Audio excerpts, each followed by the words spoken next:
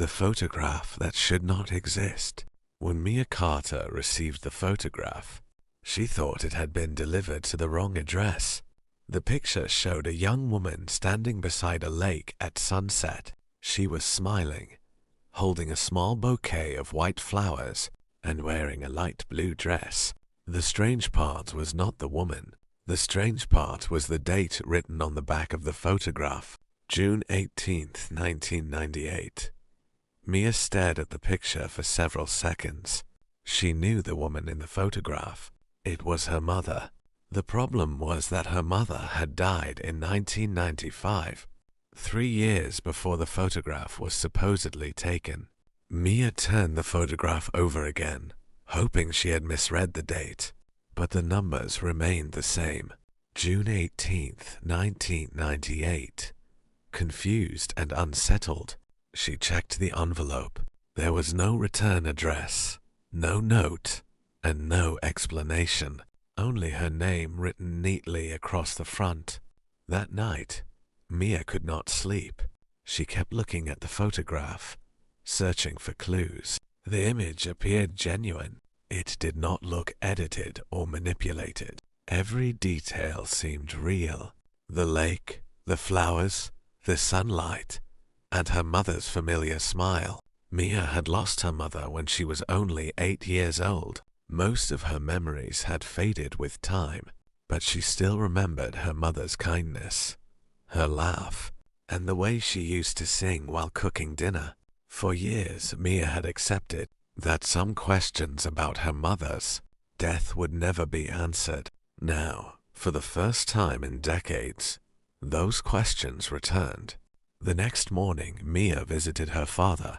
He lived alone in the same small house where she had grown up. When she showed him the photograph, the color drained from his face. He stared at it without speaking. "Where did you get this?" he finally asked. "It arrived yesterday," Mia replied. "Do you know anything about it?" Her father remained silent for a long moment. Then he shook his head. "No," he said softly. But Mia immediately knew he was lying. She had seen that expression before. It was the look he wore whenever he wanted to hide something painful. "Dad," she said, "what aren't you telling me?" He looked away. "Some secrets are better left alone." Those words only increased her curiosity. Over the next few days, Mia searched through old family albums and boxes stored in the attic. She hoped to find another photograph from the same location. Eventually, she discovered an old travel journal that had belonged to her mother. Most of the pages contained ordinary notes about daily life, but one entry caught her attention. It described a place called Silver Lake. According to the journal, it was a remote lake located several hours north of their town. Mia had never heard of it before. At the bottom of the page, her mother had written a sentence that sent a chill through her body. "If anything happens to me, the truth will remain at Silver Lake." Mia read the line several times. What truth? What had her mother been talking about? Determined to find answers, she decided to visit the lake herself. The drive took nearly 5 hours. The road wound through forests and mountains before finally reaching a quiet area surrounded by trees. Silver Lake was beautiful. The water reflected the sky like a mirror. Everything seemed peaceful, yet Mia felt uneasy the moment she arrived. She parked her car and walked toward the shore. After several minutes, she noticed something unusual. Near a group of rocks stood an old wooden cabin. It looked abandoned.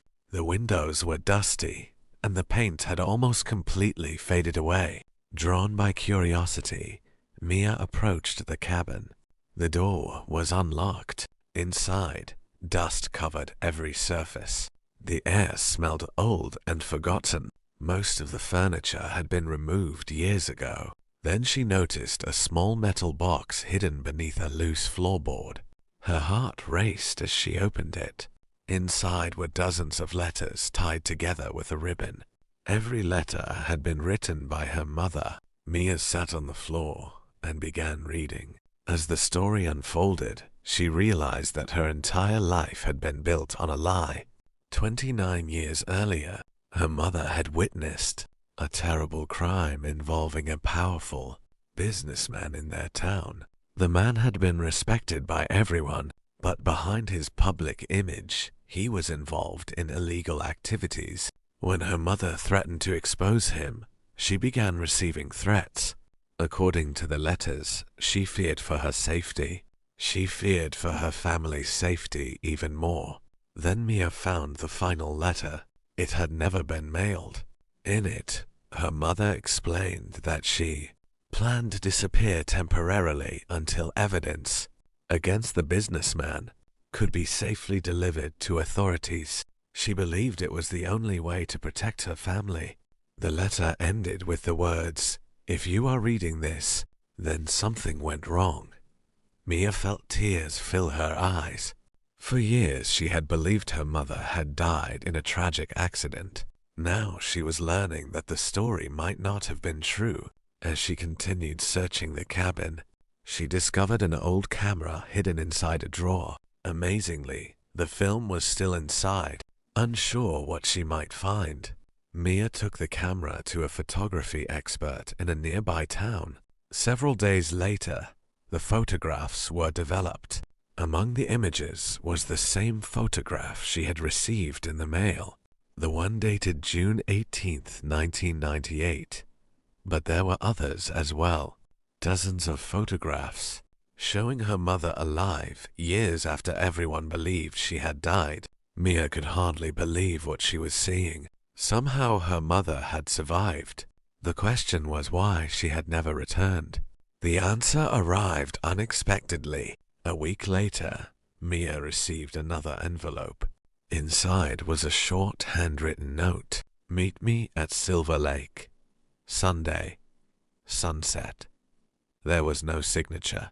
Mia knew exactly who had written it. The entire week felt endless. On Sunday evening, she returned to the lake. The sky glowed orange and gold as the sun slowly disappeared behind the mountains. She waited beside the shore, her heart pounding. Minutes passed. Then she saw a figure walking toward her from the trees. The woman moved slowly. As she stepped into the fading light, Mia felt tears streaming down her face. It was her mother, older now, with gray in her hair and lines on her face, but unmistakably her mother. Neither of them spoke at first. They simply stood there looking at each other. Finally, her mother stepped forward and embraced her. For a moment it felt as though 30 years had disappeared. Later, as darkness settled over the lake, her mother explained everything. She had gone into hiding after receiving serious threats. Before she could return, circumstances forced her to remain hidden. Years passed, then decades. Every year it became harder to come back, harder to explain, harder to face the pain she had caused. Yet she had never stopped watching from a distance. She knew about Mia's graduations, her jobs, and the milestones of her life. She had secretly followed every chapter. Mia listened quietly. Part of her felt angry. Part of her felt relieved. Most of all, she felt overwhelmed. The answers she had spent years searching for had finally arrived. They were not perfect answers. They could not erase the lost years. But they were the truth. As the stars appeared above Silver Lake, mother and daughter sat together beside the water. For the first time in nearly 3 decades, neither of them was carrying the burden alone. Some mysteries end with shocking discoveries. Others end with heartbreaking truths. But sometimes the greatest mystery is not what happened in the past. Sometimes it is whether two people can find their way back to each other after being separated by time, fear, and silence. As Mia watched the moonlight dance across the lake, she realized that some stories do not end when we think they do.